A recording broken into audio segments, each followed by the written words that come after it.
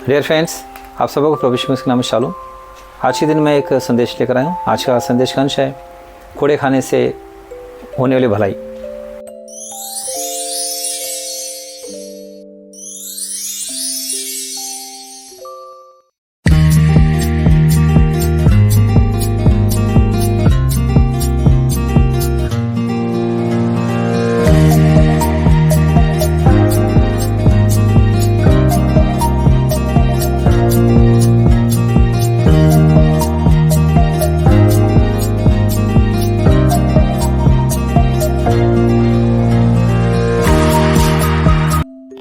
आज के दिन हमारे ध्यान का अंश है कोड़े खाने के द्वारा होने वाली भलाई।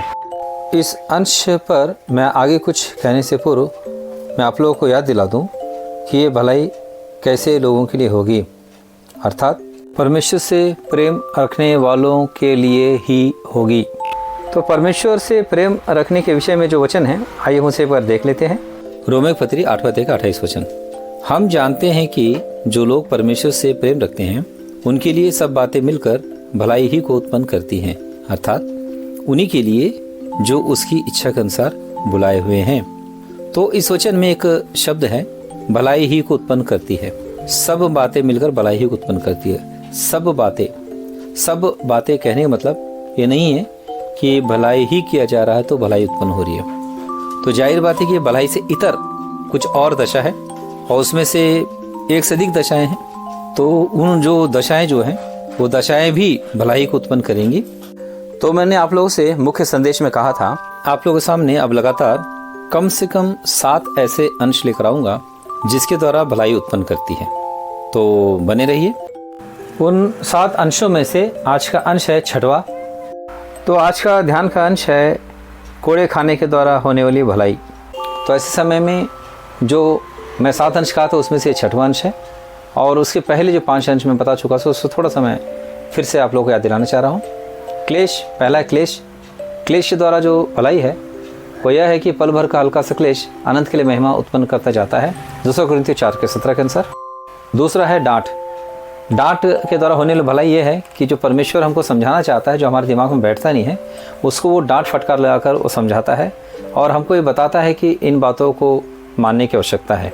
जैसे बाइबल में कई ऐसे वचन हैं जो सिर्फ मानने के द्वारा पूरी हो जाते हैं। वो है कि मेरे वचनों को मानो, मेरी आज्ञा के मानोगे, यदि तुम मुझसे प्रेम रखोगे तो मेरे वचनों को मानोगे। तो ऐसे जो वचन हैं वो हमारे दिलो दिमाग में बैठना ही बहुत महत्वपूर्ण है। जब ऐसे वचन हमारे दिलो दिमाग में बैठेंगे उसके बाद ही हम उसका पालन कर पाएंगे। और जो तीसरा अंश जो था ताड़ना इसलिए होती है कि सुधारने के लिए। जैसे कोई गलत रास्ते में जा रहे हो तो गलत रास्ते में जाने से रोकना और उसको सही रास्ते में उससे चलाना। देखिए, परमेश्वर जब किसी की ताड़ना करना चाहता है तो उस समय कई बार उसकी सुरक्षा को कम कर देता है। सुरक्षा को उनके लिए कम करने के कारण वे लोग दूसरे के गुलाम हो जाते हैं। जैसे इसराइली बार बार उनके शत्रु देशों के गुलाम होते रहे हैं। बाद में जब वो मन फिराकर जब परमेश्वर की दुहाई देते हैं तो फिर परमेश्वर उन्हें छुड़ाता है। परमेश्वर जब उन लोगों को जब अन्य जातियों के गुलाम होने के लिए छोड़ देता है तो वो तरीका ही ताड़ना है। परमेश्वर उसी रीति से इस्राएल को ताड़ना देता रहा। अभी भी नए नियम के दिनों में जब कोई विश्वासी जब परमेश्वर की आज्ञा का पालन नहीं करते, बार बार बताने से भी उल्लंघन करते रहते हैं, तो परमेश्वर कुछ समय के लिए उनके लिए सुरक्षा को ढीला कर देता है। तो इससे वो दूसरी चीज़ों के, दूसरी आदतों के गुलाम हो जाते हैं और वहाँ पर उनको ठोकर लगती है, वो पछताते हैं। फिर जब अपने मन फिरा के जब परमेश्वर से प्रार्थना करते हैं तब परमेश्वर उनको वहाँ से छुड़ाता है। तो उनको किसी चीज़ के वश में हो जाने के लिए परमेश्वर कुछ समय के लिए छोड़ देना, ये ताड़ना देने का तरीका है। इस रीति से परमेश्वर उन्हें ताड़ना देकर सुधारता है। और चौथा अंश है दुख के द्वारा भलाई। और दुख के द्वारा जो भलाई ये है कि जब दुख उठाते हैं तो हम पापों से छूट जाते हैं। परमेश्वर जो है दुख की भट्टी में डालकर इसलिए चलाता है कि हमको शुद्ध करें और हमको अपने नियम पद्धति कर्मों को सिखाएं। भजन संहिता की पुस्तक 119 अध्याय के 71 वचन में भी ये बात लिखी हुई है। और 5वां अंश है मार खाने के द्वारा होने वाली भलाई। परमेश्वर अपने बच्चों को इसलिए मारता है कि उन्हें पवित्र करें, अर्थात अपने लिए पवित्र करने के लिए वो जिन दूसरे और परिस्थिति में जाते हैं वहाँ पर ठोकर लगाता है, उसे मार पड़ती है और वहाँ से उनको निराशा मिलती है, विफलता मिलती है और फिर वहाँ से उन्हें मन फिरा कर लौट कर आने की नौबत होती है। और जब परमेश्वर बार बार ऐसा करता है तो जब बार बार जब परमेश्वर के चरणों में लौट कर आते हैं तो ऐसे समय में सीख जाते हैं कि मुझे प्रभु की सन्निधि में रहना चाहिए, परमेश्वर की इच्छा के अनुसार रहना चाहिए, उसी के लिए मैं अपने जीवन को अर्पित करके उसी के लिए जीना चाहिए। तो ये है परमेश्वर अपने बच्चों को मारने का उद्देश्य, कि वो उन्हें अपने लिए पवित्र करके बनाए रखें। और जो छठवां अंश है, कोड़े खाने के द्वारा भलाई, और यही आज का अंश है। ऐसे कोड़े खाने का प्रचलन देखा जाए तो अभी वर्तमान दिनों में दुनिया में नहीं मिलेगा। मुझे नहीं मालूम कि दुनिया के किसी देश में कोड़े के द्वारा भी अभी तक पनिशमेंट दिया जाता है क्या। हो सकता है दुनिया में कोड़े के द्वारा दंड देने वाला प्रचलन खत्म हो गया है, पर परमेश्वर अभी भी अपने आत्मिक कोड़े के द्वारा अपने बच्चों को पनिशमेंट देता रहता है। तो आत्मिक रीति से किसी को कोड़े लगते हैं तो उसे कैसे पहचाना जा सकता है, मैं कुछ वचनों के आधार पर सांकेतिक रूप से मैं बताना चाह रहा हूँ, जिसे आप समझ जाएंगे। यहोशू की पुस्तक 23 अध्याय का 13 वचन।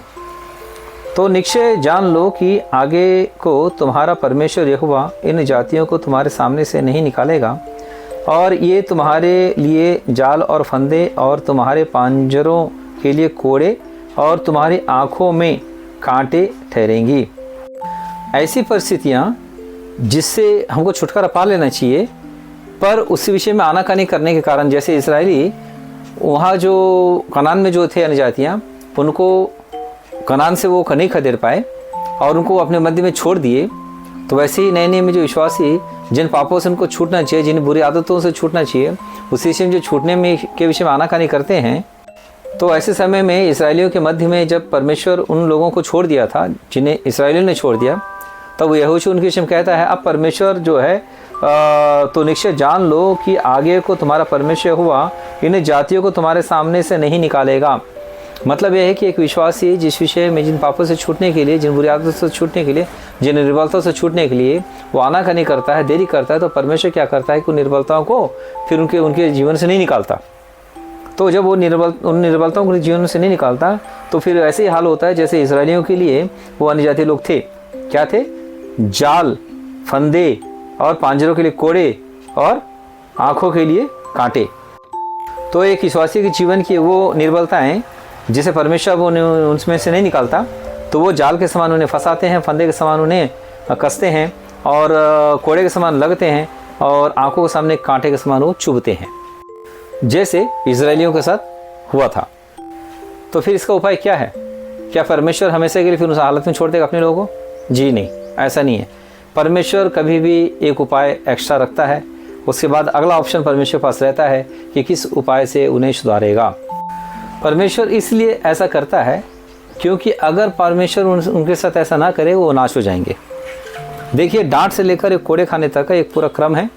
एक व्यक्ति डांट से सुधर जाए तो उसे ताड़ने की जरूरत नहीं है, ताड़ने से सुधर जाए तो उसने दुख देने की जरूरत नहीं है, और उन्हें दुख देने से अगर सुधर जाएंगे तो फिर उन्हें मारने की जरूरत नहीं है, मारने से भी यदि सुधर जाते तो फिर आगे कोड़ा लगाने की जरूरत नहीं है।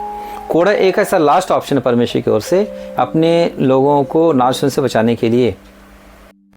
जब इस रीति से परमेश्वर किसी को सुधारना चाहता है तो उसमें जो कॉपरेशन नहीं करते हैं उनका अंत क्या होगा? यहोशू पुस्तक के इसी 23 अध्याय के 13 वचन के आखिरी भाग में लिखा हुआ है, और अंत में तुम इस अच्छी भूमि पर से जो तुम्हारे परमेश्वर यहोवा ने तुम्हें दी है नष्ट हो जाओगे। मतलब है कि परमेश्वर जब किसी को कोड़े लगाता है तो उनको नाश होने से बचाने के लिए, पर परमेश्वर इस रीति से कठिन रीति से उन्हें मारता है, कठिन रीति से ऐसे परिस्थितियों को उनके जीवन में अलाउ कर देता है, उनके पुराने पापों को भी उनसे दूर नहीं करता, उनकी निर्बलता को उनसे दूर नहीं करता, उसी में उन्हें परेशान होने देता है। उनके लिए वो कांटे के समान चुभते रहते हैं, उन्हें कोड़े के समान लगते रहते हैं और उन्हें फंदे के समान फंसते रहते हैं उसमें, और जाल के समान वो उसमें फंस के छटपटाते रहते हैं। और परमेश्वर उनको काफ़ी समय तक उससे नहीं छुड़ाता। बहुत लंबा समय कई बार लग जाता है, कई साल लग जाते हैं कई बार ऐसी स्थिति से एक व्यक्ति को निपटने में, क्योंकि परमेश्वर वहाँ से छुड़ाता नहीं है। नहीं छुड़ाएगा बोलता है, अब नहीं छुड़ाएगा। तो फिर ऑप्शन क्या है बोलने से? परमेश्वर क्या करता है? उन्हें उन निर्बलताओं पर जय देता है। छुटकारा तो नहीं देता। अब दूसरा ऑप्शन है कि परमेश्वर उन निर्बलताओं पर जय देता है और ये कहता है कि मेरा अनुग्रह ही तुम्हारे लिए बहुत है, जैसे पौलुस से कहा था 2 कुरिन्थियों पत्री 12 अध्याय का 9 वचन।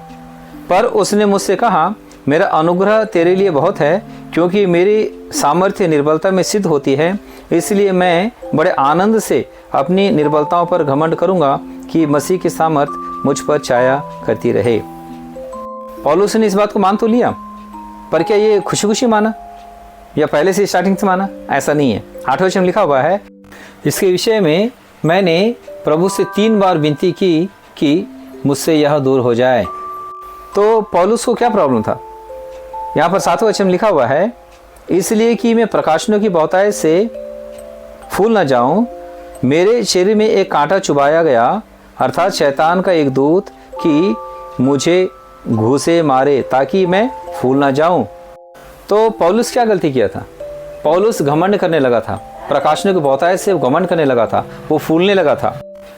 तो परमेश्वर ने देखा कि पौलुस जो है वो प्रकाशनों की बहुतायत से वो फूलने लगा है, तो उसने क्या किया, उसके शरीर में एक कांटा को उसने चुभा दिया, एक कांटा को रख दिया। वो कांटा क्या था? कांटा क्या था बोलने से, पौलुस की आंखें धुंधली हो चली थी और उसे ये जो पत्रियां लिख रहा था उस लिखने में उसे काफ़ी कठिनाई हो रही थी। तो ऐसे समय में वो प्रभु से प्रार्थना की कि प्रभु मेरी आंखों की रोशनी को सही कर दे। और जब प्रभु से प्रार्थना करने के बावजूद भी वो उसकी आंखें की रोशनी सही नहीं हुई, वो पौलुस जो दूसरों को चंगाई दिया परमेश्वर सामर्थ से, वो खुद के लिए प्रार्थना किया तो उसको चंगाई नहीं मिली। वह शरीर में भी काफ़ी कमज़ोर था, उसके बावजूद भी उससे ज़्यादा फर्क नहीं पड़ता था, पर उसकी आंखों की रोशनी से फ़र्क पड़ता था क्योंकि उसकी सेवकाई में उसकी लुकआउट हो रहा था। तो ऐसे समय में उसने प्रभु से प्रार्थना की, प्रभु ने उसकी नहीं सुनी। उसको प्रभु ने क्या कहा, मेरा अनुग्रह ही तुम्हारे लिए बहुत है। तो फिर पौलुस ने क्या किया, पौलुस पत्रियों को लिखने के लिए किसी और दूसरे की सहायता ली। तो पौलुस बताने वाला होता था, उसका पत्रियाँ लिखने वाला लेखक दूसरे हुआ करते थे। तो परमेश्वर ने क्यों किया ऐसा पौलुस के साथ? इसलिए कि घमंड के बाद नाश आता है। परमेश्वर के बाइबल में यही लिखा हुआ है कि घमंड जो करता है उसके बाद नाश आता है। मतलब नाश होने से बचाने के लिए परमेश्वर जो है वो घमंड करने वालों को किसी न किसी रीति से उन्हें रोकता है कि वो नाश होने से बच जाएं।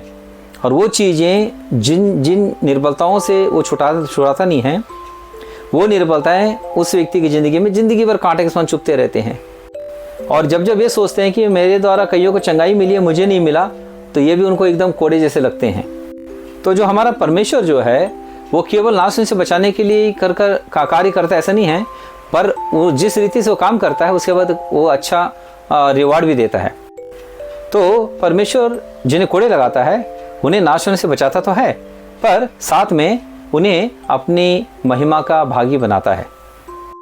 जितनों ने कोड़े खाकर मन फिराए उनको उन निर्बलताओं से उन्हें छुटकारा तो नहीं मिला, पर उन निर्बलताओं पर प्रभु परमेश्वर उन्हें जय देते हैं और साथ में अपनी महिमा का भागी उन्हें बनाते हैं।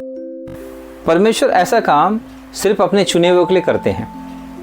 जो विशेष उद्देश्य के लिए परमेश्वर द्वारा चुने गए रहते हैं उन्हें किसी रीति से परमेश्वर छोड़ना नहीं चाहता, उन्हें किसी भी रीति से उन्हें सक्सेस करना चाहता है, उन्हें नाश होने देना नहीं चाहता, उन्हें सफल करना चाहता है और उन्हें महिमा भी देता है। रोमियो की पत्री 8वां अध्याय के 30 वचन, फिर जिन्हें उसने पहले से ठहराया उन्हें बुलाया भी, और जिन्हें बुलाया उन्हें धर्मी भी ठहराया है, और जिन्हें धर्मी ठहराया उन्हें महिमा भी दी है। डियर फ्रेंड्स, क्या आप प्रभु की तरफ चुने हुए लोगों में शामिल हैं? यदि हाँ, तो ये वचन आपके लिए भी है। आपको परमेश्वर नाश होने नहीं देगा, किसी भी रीति से आपको उन परिस्थितियों पर जय देगा जिससे आप जूझ रहे हैं, जिससे आपको लगता है कि नाश हो जाएंगे, पर आपको नाश होने नहीं देगा, पर साथ में आपको अपनी महिमा का भागी बनाएगा, आपको महिमा भी देगा। बहुत ऊंचा स्थान, बहुत ही आनंददायक जगह, मतलब सारे दुखों को आप भूल जाएंगे, सारे तकलीफ को आप भूल जाएंगे, उन निर्बलताओं पर आप संघर्ष करते करते जय पा चुकेंगे। आपका जीवन हीरे और मोती के समान अनमोल हो जाएगा। जो हीरे मोती भी बनते हैं वो विपरीत परिस्थितियों में और प्रतिकूल दबाव में बनते हैं। जब एक शंख के अंदर जब रेत का कण चले जाता है तो शंख के अंदर का कीड़ा उस रेत के कण से बहुत तकलीफ पाता है और उस तकलीफ से छूटने के लिए अपने चारों तरफ एक लेयर बनाता है, एक कवर बनाता है, और उसे बनाते बनाते वो लेयर इतना मोटा बनाता है कि उसे सुरक्षा होती है। उस रेत के कण के द्वारा तकलीफ होना बंद हो जाता है और उसी के अंदर वो अपने जीवन काल भर रहता है। जब वो कीड़ा मर जाता है उसके बाद जो बच जाता है उसके चारों तरफ का जो लेयर, वही है मोती।